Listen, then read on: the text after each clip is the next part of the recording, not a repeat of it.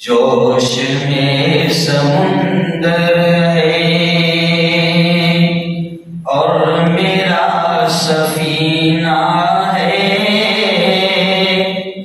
اے ہوا ادھر لے چل جس طرف مدینہ ہے،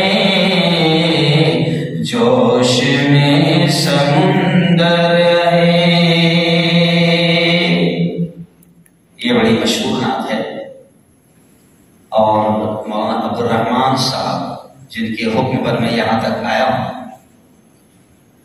تو اکثر ہم لوگ جب میں گجرات میں آتا تھا پہلے بھی تو یہ نعت پڑھا کرتا تھا، اور پورا مجمع پڑھتا ہے کہ اے ہوا ادھر لے چل جس طرف مدینہ ہے۔ تو آپ اگر پڑھیں گے نا تو آپ کو خود کو بھی بڑا مزہ آئے گا، اور نہیں معلوم اللہ جس کو قبول کر لے، اور اللہ مدینے کی ہوائیں، مدینے کا رستہ، مدینے کی گلیاں، نبی کے روضے کی حاضری اللہ ہم سب کو نصیب فرمائے۔ مجھے مولانا الرحمان کا مجملہ یاد ہے، پہلے جب یہ وہاں پر تھے اس علاقے میں بلیشور کاٹولی میں بیان کے لیے میں آتا تھا تو یہ ساتھ میں پڑھتے تھے، اور اتفاق سے ہم لوگ عمرہ کے لیے ساتھ میں پہنچے تو مولانا کہنے لگے کہ ہم آپ کے ساتھ پڑھتے تھے، آج مدینہ میں آپ کے ساتھ۔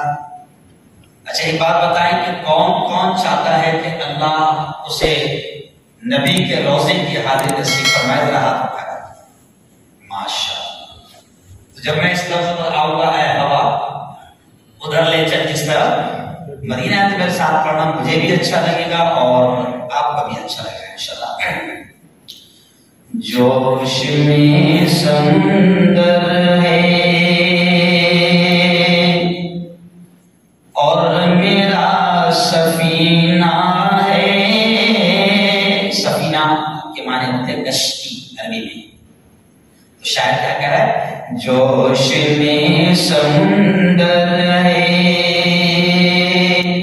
اور میرا سفینہ ہے، اے ہوا ادھر لے چل جس طرف مدینہ ہے، جوش میں سمندر ہے۔ اور اگلا شعر دیکھیں کتنا پیارا ہے، جس طرف چلے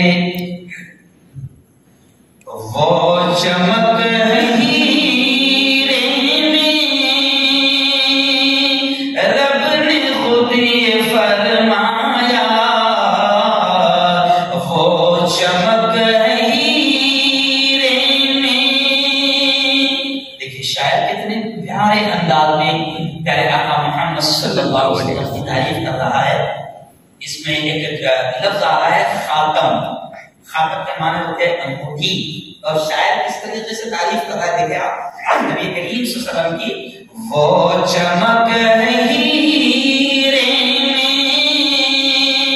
رب نے خود یہ فرمایا، وہ چمک ہے ہیرے میں، رب نے خود یہ فرمایا، انبیاء کے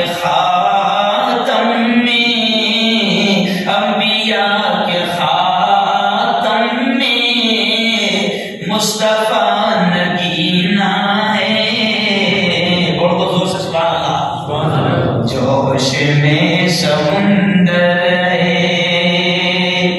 اور میرا سفینہ ہے، بولو اے ہوا ادھر لے چل جس طرف مدینہ ہے، جوش میں سمندر ہے۔ اور شعر دیکھیں کتنا پیارا ہے،